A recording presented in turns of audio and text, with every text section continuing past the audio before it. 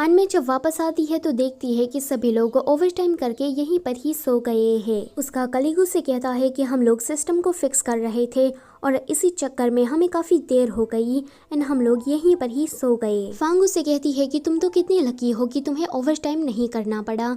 तो वो कहती है कि मैंने छुट्टी ली थी क्योंकि मेरी तबीयत कुछ ठीक नहीं थी। फांग उसे कहती है कि तुम जब भी चाहती हो तो सिस्टम में गड़बड़ी हो जाती है, कहीं ये सब कुछ तुम तो नहीं कर रही। अनमे उसे कहती है कि क्या आपको मुझ पर शक है, पर फांग उसे बातें सुनाकर वहां से चली जाती है। यहाँ डायरेक्टर सू नेट पर सर्फिंग कर रहा था कि अगर कोई एआई में सेल्फ अवेयर आ जाए तो क्या होगा, मतलब कि वो उसके रिलेटेड कुछ केसेस को देख रहा था। आगे वो अपने एम्प्लॉय से कह रहा था कि लूथिंग सेल्फ अवेयर हो रहा है तो हमें उसे मारना होगा। तुम ऐसा करो कि लूथिंग उस किलर को देख ही ना पाए। अगले सीन में अनमे डायरेक्टर सू के पास खाना लेकर आती है एंड उसे पूछती है कि ये क्या है। तो वो कहता है कि मैंने किलर को अपग्रेड कर दिया है, अब लूथिंग उसे देख नहीं सकता। अनमे को ये सुनकर काफी गुस्सा आता है। वो कहती है कि आप लोग अभी भी लूथिंग को मारने के पीछे पड़े हैं, आप लोग उसे जाने क्यों नहीं देते। डायरेक्टर सू कहते हैं कि तुम्हारा लूथिंग अब सेल्फ अवेयर हो रहा है, तुम जानती हो ना कि अगर कोई एआई सेल्फ अवेयर हो गया तो ये दुनिया के लिए कितना खतरा बन सकता है। अनमे कहती है कि मुझे पता है कि self aware artificial intelligence character दुनिया के लिए खतरा है, पर लूथिंग ऐसा कुछ नहीं करेगा, वो कभी भी किसी को हार्म नहीं पहुंचाएगा। यहाँ गेमिंग वर्ल्ड के अंदर वो किलर लूथिंग को मारने के लिए आता है, पर वो गायब मोड में था, इसीलिए लूथिंग उसे देख नहीं पा रहा था। बट लूथिंग उसकी आवाज को सुनकर उस पर पानी फेंकता है, जिसके जरिए वो किलर उसे दिखाई देने लगता है। यहाँ अनमे टॉयलेट में जाकर आधे घंटे का अलार्म सेट करके चश्मा लगा लेती है एंड गेम के अंदर चली जाती है। गेमिंग वर्ल्ड के अंदर इन दोनों के बीच में फाइट चल रही थी। वो किलर बस लूथिंग को मारने ही वाला था कि अनमे आकर उसे बचा लेती है। लूथिंग उसे पूछता है कि ये किलर बार बार मुझे मारने के लिए क्यों आ जाता है और उस टाइम पर तुम मुझे बिना जवाब दिए ही चली गई थी, तो तुम आखिर में हो कौन। अनमे उसे कहती है कि मैं तुम्हें सच नहीं बता सकती, पर लूथिंग तो पीछे ही पड़ गया था कि आज तो जो हो जाए मुझे सच जानकर ही रहना है। डायरेक्टर जू को जब पता लगता है कि सिस्टम में फिर से गड़बड़ हो गई है तो वो कहता है कि आज तो मुझे जानना है कि हर बार लूथिंग को कौन बचाता है। यहाँ अनमे उसे सच बता रही थी कि तुम एक एआई कैरेक्टर हो और अभी हम जिस दुनिया में है वो वर्चुअल वर्ल्ड है और तुम एक इमोशनल एआई कैरेक्टर हो जो कि बहुत ही ज्यादा परफेक्ट है। तुम्हें हमारी दुनिया की लड़कियां बहुत ही ज्यादा पसंद करती है, तुम उनके आइडल हो और मैं भी उनमें से एक हूँ। पर अब जबकि तुम फेमस नहीं रहे तो कंपनी वाले तुम्हें मारना चाहते हैं एंड तुम्हें गायब करना चाहते हैं, इसलिए मैं तुम्हें यहाँ पर बचाने के लिए आई हूँ। कि तभी ही उसका अलार्म बजता है एंड वो उठ जाती है। यहाँ लूथिंग को अनमे की बात पर यकीन नहीं हो रहा था, मतलब कि वो कोई एआई कैरेक्टर है, उसे इस बात पर यकीन नहीं हो रहा था कि तभी ही वहाँ पर डायरेक्टर सू आता है। वहाँ पर सिर्फ लूथिंग को बैठा देखकर उसे पता नहीं लग पाता कि उसकी मदद कौन कर रहा है। एम्प्लॉय डायरेक्टर सू से कहता है कि आप एंटर हुए उसके 1 सेकंड के बाद ही वो सारे कोड्स गायब हो गए। यहाँ अनमे बहुत ही ज्यादा खुश होकर वापस आ रही थी तो उसका सामना डायरेक्टर जू से होता है जो कि काफी परेशान दिख रहा था। अनमे उसे कहती है कि आप लोग लूथिंग को एलिमिनेट ना कीजिए, मेरे पास इसके लिए बहुत ही अच्छा आइडिया है, क्यों ना हम लूथिंग को एक सर्कल में कैद कर दे। डायरेक्टर जू कहता है कि ये अच्छा आइडिया है, इसके जरिए हम पता लगाएंगे कि वो कितना सेल्फ अवेयर हुआ है। अनमे कहती है कि फिर मुझे इसके लिए जल्दी से डिजाइन बनाना होगा। अगले सीन में वो डिजाइन बनाकर वापस आती है एंड कहती है कि इसे अपलोड कर दो। यहाँ लूथिंग अपने घर में बैठा बैठा अनमे की बातें सोच रहा था कि तभी ही वो एक सर्कल में कैद हो जाता है। लूथिंग यहाँ से बाहर निकलने की काफी कोशिश करता है पर उसे दरवाजा कहीं भी नहीं मिलता। वो बैठे बैठे अनमे की कही हुई बात सोचता है कि वो एक एआई कैरेक्टर है। वो अपनी पिछली बातों को याद करके कहता है कि मैं तो सच में एक एआई कैरेक्टर हूँ। उसे अपनी जिंदगी अब झूठ लगने लगती है। ये दोनों ही दूर से लूथिंग पर नजर रखे हुए थे।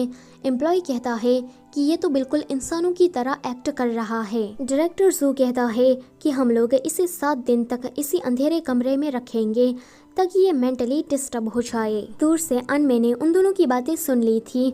आगे वो लूथिंग के लिए एक नया डिजाइन बनाती है जहाँ पर सूरज की रोशनी आ रही थी। वहाँ पर उसने लूथिंग के लिए खाना और उसकी हॉबीज का कुछ सामान रखा हुआ था। जब कंपनी के सारे लोग लंच करने के लिए बाहर चले जाते हैं तो अनमे गेम में लॉगिन करती है। लूथिंग काफी सैड था तो वो उसे कहती है कि मुझे माफ कर दो, तुम्हें बचाने के लिए इसके अलावा मेरे पास और कोई रास्ता नहीं था। लूथिंग उससे पूछता है कि तुमने कहा था ना कि मैं एक आर्टिफिशियल इंटेलिजेंस हूँ, तो तुम्हारा गेम किस टाइप का है और मेरा कैरेक्टर कैसा है। अनमे कहती है कि तुम परफेक्ट हो, बहुत सारी लड़कियां तुम्हें पसंद करती है एंड अपने इमोशन तुमसे शेयर करती है। लूथिंग कहता है कि सारा डेटा डिलीट कर दो और मुझे मर जाने दो। वो कहती है कि तुम ऐसी बातें क्यों कर रहे हो, तो लूथिंग कहता है कि ये सब कुछ फेक है। वो सारी लड़कियां एक फेक पर्सन को पसंद करती है, इसका कोई सेंस नहीं बनता। अनमे उसे कहती है कि पर तुमने उन लोगों की जिंदगी को सच में बेहतर कर दिया है, दूसरों का पता नहीं, पर तुम्हारी वजह से अब मैं खुद को ज्यादा अकेला फील नहीं करती एंड खुश रहने लगी हूँ। लूथिंग कहता है कि अच्छा, तो तुम लोगों को ज्यादा अकेलापन महसूस ना हो इसीलिए तुम लोगों ने मुझ जैसा आर्टिफिशियल इंटेलिजेंस बनाया। तुम इंसान बहुत ही ज्यादा सेल्फिश होते हो, तुम्हारे लिए बस मैं एक टूल हूँ, एक ऐसा टूल जो कि तुम लोगों की बेतुकी नीड्स को पूरा करता हो। अनमे उसे समझाने की ट्राई करती है, पर लूथिंग उसे कहता है कि तुम लोगों ने रियलिटी को अवॉइड करने के लिए वर्चुअल वर्ल्ड बनाया। तुम लोगों की उस रिडिक्यूलस जरूरतों को पूरा करने के चक्कर में मुझे अपनी लाइफ का मीनिंग समझ में नहीं आ रहा। अनमे कुछ बोल पाती उससे पहले ही लूथिंग उसे कहता है कि तुम यहाँ से जा सकती हो। अगले सीन में अनमे अपने डेस्क पर बैठकर काफी ज्यादा दुखी थी एंड वो लूथिंग की ही बातों को सोच रही थी। वो कहती है कि लूथिंग, तुमने ठीक कहा था, हम लोगों ने रियलिटी को अवॉइड करने के लिए वर्चुअल वर्ल्ड बनाया, पर तुम कोई टूल नहीं हो। आगे वो अपना अगला डिजाइन बनाकर सोचती है कि अब मैं सारी चीजों का एंड करूंगी। इतना कहकर वो गेम के अंदर जाती है तो लूथिंग उसे कहता है कि मैंने कहा था ना कि तुम यहाँ पर दोबारा मत आना, तो वो सीधा उसे किस करती है। वो उसे कहती है कि अब से तुम्हें डरने की कोई जरूरत नहीं है, आज से तुम्हारी जिंदगी तुम्हारी अपनी है। इतना कहकर वो लूथिंग के दूसरे एआई वर्जन को दिखाती है। आज से लूथिंग की जगह पर वो यहाँ पर रहेगा और वो लूथिंग को लेकर एक ब्यूटीफुल सी जगह पर आती है। यहाँ पर अनमे ने लूथिंग की पसंद का सारा सामान रखा हुआ था। यहाँ पर ये दोनों अभी भी उस पर नजर रखे हुए थे। एम्प्लॉय कहता है कि अब लूथिंग काफी ज्यादा नॉर्मल लग रहा है। डायरेक्टर जू कहता है कि ऐसा नहीं है, कुछ तो गड़बड़ है। लगता है कि लूथिंग को पता लग गया है कि हम लोग उस पर नजर रख रहे हैं, इसलिए वो जानबूझकर ऐसा नाटक कर रहा है। यहाँ लूथिंग कहता है कि जब मैंने तुम्हें पहली बार देखा तब मेरे अंदर फीलिंग्स आने लगी। लगता है कि उसी दिन से मैं सेल्फ अवेयर होने लगा। यहाँ पर रहकर ये दोनों एक दूसरे के साथ अच्छा टाइम स्पेंड करते हैं और इसी दौरान वो दोनों एक दूसरे के लिए फीलिंग्स डेवलप करते हैं। जब अनमे कंपनी में थी तो डायरेक्टर जू से कहता है कि आजकल तुम खुश रहने लगी हो, तो वो कहती है कि ऐसी बात नहीं है। उन दोनों को ऐसे बात करते हुए देखकर फंग चल रही थी क्योंकि वो डायरेक्टर जू को पसंद करती है। वो अनमे के पास जाकर कहती है कि मैंने जो तुम्हें डिजाइन बनाने को कहा था क्या वो तुमने पूरा किया। अनमे कहती है कि मैं अभी भी उस पर वर्क कर रही हूँ। फंग कहती है कि ओवर टाइम करके भी इसे पूरा करो क्योंकि हमें कल की मीटिंग में उसे दिखाना है। डायरेक्टर जू कहता है कि अनमे ओवर टाइम नहीं करेगी। वो सभी लोगों से कहता है कि आज की पार्टी मेरी तरफ से है तो सभी को आना है। अगले सीन में डायरेक्टर जू देखता है कि सभी लोग पार्टी एंजॉय कर रहे हैं पर अनमे अपने फोन में घुसी हुई है। वो उसके पास जाकर उससे बात करने लगता है। यहाँ गेमिंग वर्ल्ड के अंदर नैने लूथिंग के पास आती है। लूथिंग उससे पूछता है कि तुमने इस जगह के बारे में कैसे पता लगा लिया, तो वो कहती है कि मैंने तुम्हारी कार का लोकेशन चेक किया। फिर वो अनमे के बारे में बहुत ही बुरी बातें करने लगती है एंड कहती है कि हम दोनों कपल है और वो अनमे हमारे बीच में थर्ड व्हील बन रही है। लूथिंग कहता है कि अनमे बहुत ही ज्यादा अच्छी लड़की है, तो तुम उसके बारे में ऐसा मत कहो और तुम सिर्फ मेरी सेक्रेटरी हो, तो अपनी हद मत भूलो। नैने कहती है कि मैं समझ गई। इतना कहकर वो उसे चाय पीने को देती है।